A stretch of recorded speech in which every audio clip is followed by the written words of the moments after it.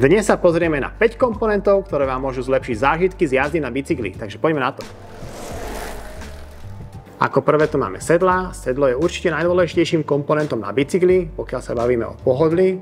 Sedlá prichádzajú v rôznych dĺžkach, šírkach, tvaroch a hlavne v značkách. My sme si tu prichystali pre vás značku Ergon a či už ste fanúšikom endura, horskej cyklistiky, cestnej cyklistiky, u nás si zaručene vyberete ten správny tvar pre seba.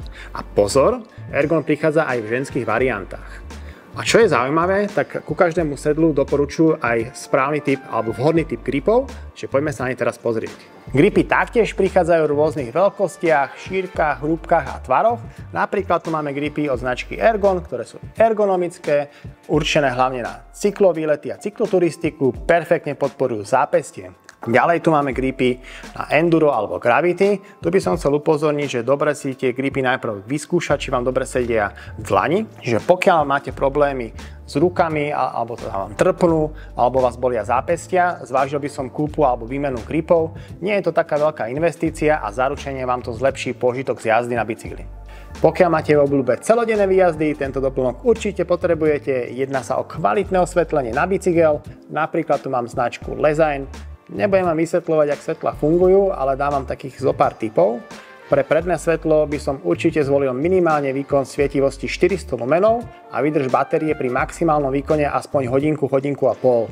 Na čo by som si dal pozor, tak veľa výrobcov z prednej strany uvádza maximálny výkon spolu s maximálnou výdržou batérie, čo nemusí byť úplne tak pravda, čiže vždy by som si pozrel reálnu výdrž zo zadnej strany balenia. Ďalším doplnkom, ktorý výrazne ovplyvňuje váš komfort a hlavne bezpečnosť pri jazdení na bicykli, sú plášte.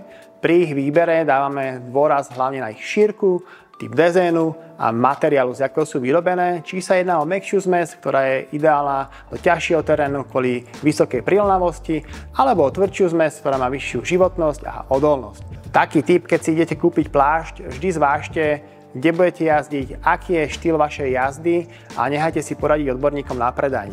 Skvelým príkladom je značka Maxxis, ktorá má širokú ponuku a zaručenie si vybere každý. Tipom na záver je teleskopická sedlovka, ktorá slúži na zmenu pozície sedla počas jazdy, čiže je určená pre každého, čo hľadá komfort pri zjazdoch alebo len na nastupovanie a vystupovanie z bicykla. Pri jej výbere si dávame pozor na jej priemer, aby nám sadla do rámu a na jej dĺžku.